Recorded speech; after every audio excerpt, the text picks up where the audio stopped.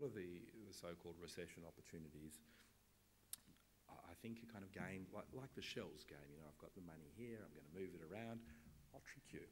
I think that's the approach that we need to be looking at. This is a framework which probably a lot of you have seen. It's the single first framework that anybody should start at, I would argue, when you're trying to work out what as a company you need to be doing. And that is, you need to look at yourself and you need to look at your competitors and say, how much are we charging? And what is the benefit or utility, to use the fancy economic language, that we're bringing to the consumers? And you want to plot all of your competitors and yourself, and according to McKinsey and Company, they'll generally flow in a quite straight line, which they call the value equivalence line.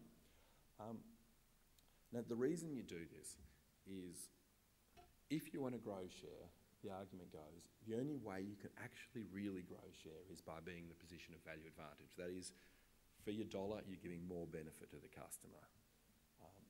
Now, if you're doing badly, it must mean you're in value disadvantage. That is, you're comparatively expensive. Now, for most of us, when we're trying to work out how to deal with the consumers in a difficult time, issues like bunkering and localising don't really change our value equation at all for the customer. All they're doing is, at best, providing something of a communications tool, but it's not really a marketing tool.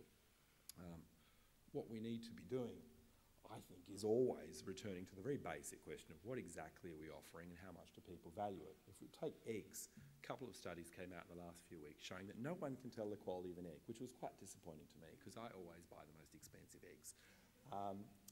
But they've got all these, top chefs and food scientists who came in with glasses of water, spinning eggs around, poaching them, and they couldn't tell the difference between the Coles $3 caged battery chicken and the $11 organic microbiotic egg. But in a way that doesn't matter because there's lots of people like me out there. And if you look at an egg pack like this, you can see what it's claiming. It's claiming that it's omega-3, which to me means it tastes like fish, but for some people it's highly desirable. It's free range, which means a happy chicken, and a happy chicken is better to eat, I suppose. It's got a heart tick, which is certainly going to be desirable. And it says it's extra large at 59 grams or 700 grams. So the challenge, a real good challenge and a way to be thinking about any market is saying, look, all of the kind of bits that we can offer to the consumer, how do we break them down? And there are lots of ways to do it. My preferred method, and the one I think is the best, is to present hypothetical questions like this, where you simply say to somebody, look, here's 3 alternatives, brand A, B, and C. Which would you choose? Now, you can learn a lot from a question like this because look at brand A. It weighs less than the others. That's presumably not so desirable. There's no claim about being antibiotic or hormone-free. They're not giving any of their money away to the RSPCA. It's free range, which is better than brand B, but so is brand C. All eggs appear the same, again, same as brand C. They're fed only on vegetables, and it's the most expensive egg. So if somebody chooses brand A, that's a great sign that they're probably concerned with fed only on vegetables. But when you do this type of research approach, which is variously called choice modelling and choice-based conjoint, you repeat the process 8 to 12 times and with different combinations of descriptions and work out what are the actual drivers of value.